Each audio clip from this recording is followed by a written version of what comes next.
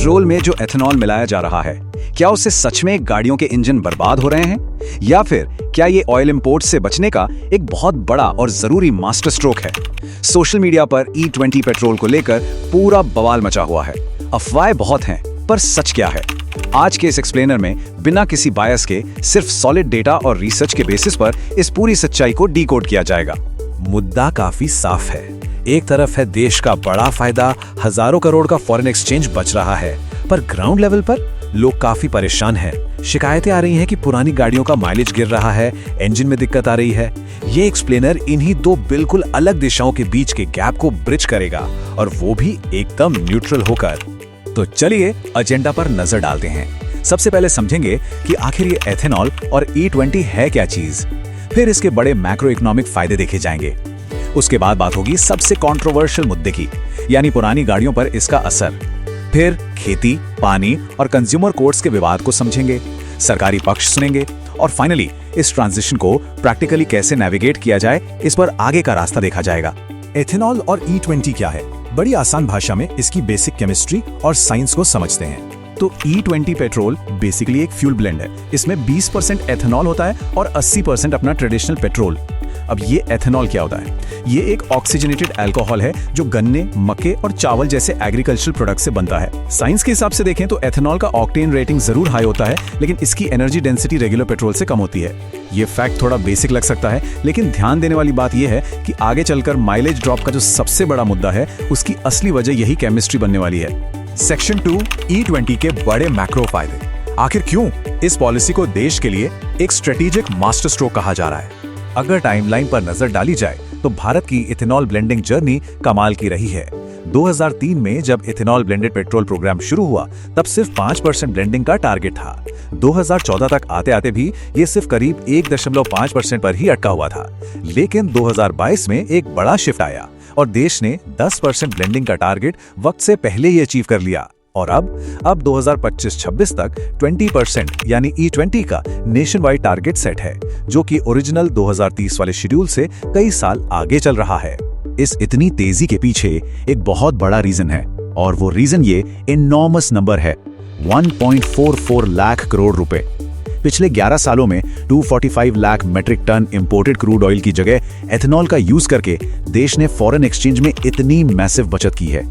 सोचिए, इकोनॉमी के लिए ये सच में कितना बड़ा इंपैक्ट है। और बात सिर्फ फॉरेन एक्सचेंज की नहीं है, इस पॉलिसी के और भी कई बड़े नेशनल गोल्स हैं। शुगर केन एथेनॉल से कार्बन एमिशंस में 65% तक की कमी आ सकती है। किसानों की आमदनी बढ़ती है, शुगर मिल्स को सॉलिड फाइनेंशियल सपोर्ट मिलता है, और अब तक लगभग 20 बिलियन लीटर का एथेनॉल प्रोडक्शन इकोसिस्टम खड़ा हो चुका है। ये पॉलिसी बेसिकली भारत को 2070 के नेट जीरो एमिशंस गोल तक ले जाने के लिए एक बहुत ही क्रूशियल ब्रिज फ्यूल का काम कर रही है। सेक्शन 3, पुरानी गाड़ियों पर बुरा असर। अब नेशनल स्टैटिस्टिक्स से निकलकर ग्राउंड रियलिटी की तरफ चलते हैं, जहां प्रॉब्लम्स शुरू होती हैं। यहां पॉलिसी और जमीनी हकीकत में एक क्लियर गैप दिखता है। 2023 के बाद बनी मॉडर्न व्हीकल्स को E20 के हिसाब से ही डिजाइन किया गया है। उनमें BS6 स्टैंडर्ड्स हैं और अपग्रेडेड फ्यूल लाइंस हैं, तो वहां कोई दिक्कत नहीं है। पर उन लाखों लेगेसी व्हीकल्स का क्या जो 2023 से पहले की हैं? उन BS3 और BS4 इंजन वाली गाड़ियों में रबर पार्ट्स खराब होने का, इथेनॉल द्वारा मॉइस्चर एब्जॉर्ब करने का और ओवरऑल इंजन एफिशिएंसी गिरने का एक बहुत बड़ा रिस्क मौजूद है। इस मुद्दे को लोकल सर्कल्स का एक बड़ा सर्वे भी पूरी तरह बैक करता है, जिसमें 45,000 से ज्यादा लोगों ने हिस्सा लिया। डेटा बताता है कि प्री 2023 पेट्रोल गाड़ियों के 67% ओनर्स ने रिपोर्ट किया कि उनका माइलेज 10% से ज्यादा गिर गया है। सिर्फ 33% का कहना था कि असर कम है या ना के बराबर है। यह क्लियर नंबर्स दिखाते हैं कि ग्राउंड लेवल पर माइलेज ड्रॉप होने की जो शिकायत है, वो सच में काफी परसिस्टेंट है। एक और बहुत इंटरेस्टिंग डेटा पॉइंट पर ध्यान देना होगा। कोयम्बटूर की एक एकेडमिक स्टडी ने इस मुद्दे को मैथमेटिकली एनालाइज किया। उनके ची स्क्वायर टेस्ट डेटा ने प्रूव कर दिया कि गाड़ी की उम्र और लोगों की डिससैटिस्फैक्शन के बीच एक डीप कनेक्शन है। 31 में से 26 legacy vehicle owners E20 fuel से स्ट्रांगली डिससैटिस्फाइड मिले। ये क्लियर दिखाता है कि सिस्टम और कंज्यूमर्स के बीच एक ट्रस्ट डेफिसिट बन रहा है। अब इस प्रॉब्लम के पीछे की साइंस को समझिए, जिसे हम एफिशिएंसी टैक्स भी कह सकते हैं। जैसा कि शुरू में देखा था, इथेनॉल की एनर्जी डेंसिटी लगभग 24 मेगाजूल्स पर लीटर होती है, जबकि प्योर पेट्रोल की 34 होती है। ये बिल्कुल वैसा ही है जैसे कोई लाइट डाइट स्नैक खाने के बाद जल्दी भूख लग जाना। E20 ब्लेंड में करीब 30% कम इनहेरेंट एनर्जी होती है, तो जब फ्यूल पंप पर सेम प्राइस देकर कम एनर्जी वाला फ्यूल मिलता है तो नेचुरली पुरानी गाड़ियों को ज्यादा फ्यूल बर्न करना पड़ता है और ऑटोमेटिकली माइलेज कम हो जाता है। सेक्शन 4, किसान, पानी और विवाद। माइलेज से हटकर इसके कुछ एनवायरमेंटल और लीगल कॉम्प्लिकेशंस भी हैं जिन्हें समझना जरूरी है। यहाँ एक बड़ा अजीब सा पैराडॉक्स सामने आता है। एक तरफ E20 green house gas emissions घटाता है, पर दूसरी तरफ दो बड़ी चिंताएं खड़ी हो जाती हैं। पहली चिंता है फूड वर्सेस फ्यूल का डिबेट, यानी अनाज और फसलों का इस्तेमाल खाने की जगह ईंधन के लिए करना। और दूसरी सबसे बड़ी चिंता पानी की है। सिर्फ 1 लीटर एथेनॉल प्रोड्यूस करने के लिए शुगर केन की खेती में लगभग 2000 से 3000 लीटर पानी लग जाता है। इस मैसिव वाटर फुटप्रिंट की वजह से सूखाग्रस्त राज्यों में ग्राउंड वाटर पर दबाव पड़ रहा है और प्लांट से निकलने वाला अनट्रीटेड कचरा एक नया पोल्यूशन क्रिएट कर सकता है। और अब ये टेक्निकल दर कोर्ट्स तक पहुंच गए हैं। हाल ही में रायपुर कंज्यूमर कोर्ट ने एक मेजर कार कंपनी को व्हीकल रिप्लेस करने या रिफंड देने का आदेश दे दिया। वजह थी E20 फ्यूल की वजह से इंजन स्टॉलिंग और मिस फायरिंग की लगातार शिकायतें। ये क्लियर एग्जाम्पल है कि कॉमन मैन के टेक्निकल इश्यूज अब लीगल लड़ाई का रूप ले चुके हैं। सेक्शन 5, सरकारी नियम और पक्ष।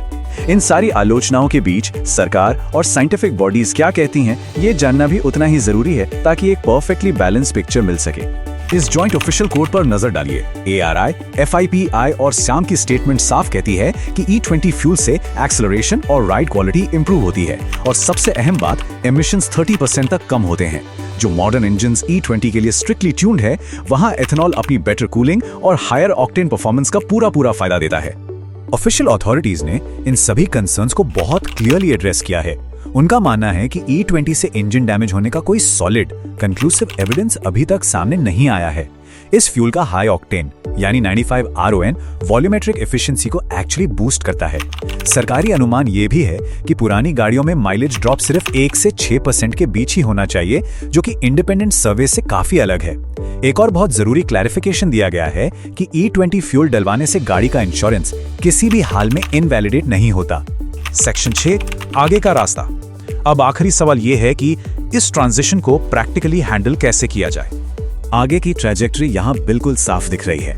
2026 तक E20 का नेशन वाइड रोल आउट होना तय है। मतलब देश के लगभग 90,000 फ्यूल स्टेशंस पर अब यही एक स्टैंडर्ड फ्यूल मिलने वाला है।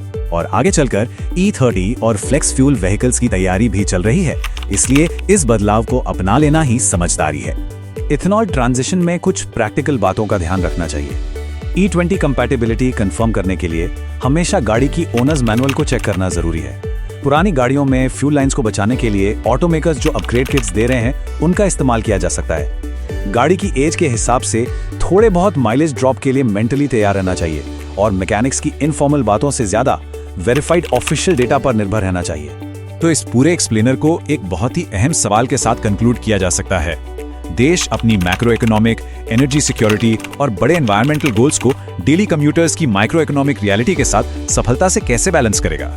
इस ट्रांजिशन को एक जस्ट ट्रांजिशन बनाना ही सबसे बड़ी चुनौती है। इन सभी फैक्ट्स और रिसर्च डेटा पर विचार जरूर होना चाहिए। उम्मीद है इस एक्सप्लेनर से मुद्दा पूरी तरह क्लियर हो गया होगा। इस चर्चा को देखने के लिए धन्यवाद।